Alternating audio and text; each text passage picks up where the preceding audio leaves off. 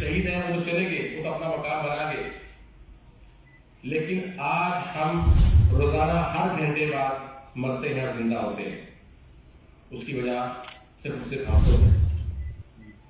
ہماری بے عزتی نے ہمیں آج اس مقام پر پہنچا دیا ہے کہ ہمارے خون جو ہے وہ سفید ہوتے جا رہے ہیں. جو شہید ہو گیا، جو مر گیا، جو زخمی ہو گیا، جو نوکری سے نکل گیا، اس کا غم وہ جانتا ہے، اس کی تکلیف وہ محسوس کر سکتا ہے. اور ہم لوگ انتظار میں بیٹھے ہوتے ہیں کہ ہمیں کیا ملے گا، ہم کیا کریں گے. جس کی نوکری نہیں ہے اس سے پوچھیں نوکری کیا ہوتی ہے، اور جو نوکری پر ہے تنخواہ نہیں مل رہی اس سے پوچھیں فکر معاش کیا ہوتا ہے، گھر کیسے چلتا ہے. جو نوکری پر بیٹھا ہے تنخواہ لے رہا ہے اس کو وہ احساس کبھی بھی نہیں ہوتا.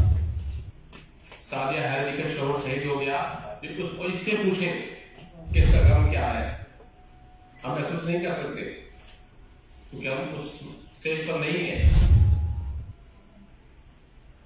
آج اپنے آپ کو دیکھیں، اپنے میدان میں جا کے کہ کتنوں کو دل میں آپ نے پانی پلایا ہوگا، کتنوں کا آپ نے احساس کیا ہوگا، کتنوں کا آپ نے پوچھا ہوگا.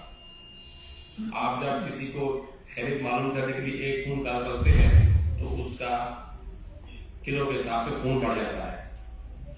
اس میں ایک امید جاگ ہوتی ہے کہ مجھے کوئی پوچھنے والا ہے.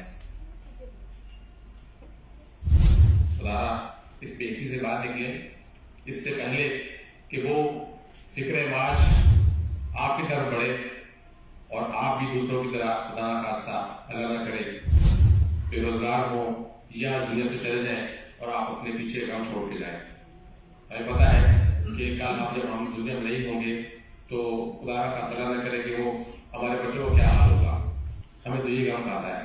ہمارے لیڈر نے کہا، پرویز صاحب نے کہا، شریعہ نے کہا، سب نے باتیں کی کہ ہمیں نہیں پتا ہم کل کہاں ہوں گے، کس حال میں ہوں گے، اور ہمیں تو اب یہ فکر ہوتی جا رہی ہے کہ ہمارے بچوں کو کیا ہوگا، کیونکہ آنے والے دنوں میں حالات مزید خراب ہو جا رہے ہیں.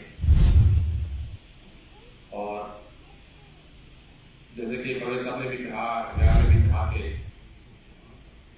چیزیں وہ سمٹ رہی ہیں. میڈیا کا جو حالات ہیں وہ بہت زیادہ سخت ہوتے جا رہے ہیں اور آنے والے دنوں میں مزید ہمارے ساتھی جو ہیں وہ امکان ہے کہ نوکری سے فارغ ہوں گے. خیر رزق اللہ میں ہے، اگر ہم اس کا ایمان کا اپنا حصہ بنا لیں اور یقین کامل رکھیں کہ رزق دینا ہی اللہ نے ہے تو پھر آپ کو کبھی بھی دنیا میں تکلیف کبھی نہیں ہوگی، کیونکہ جو وعدہ کیا ہے وہ وعدہ پورا کرتا ہے.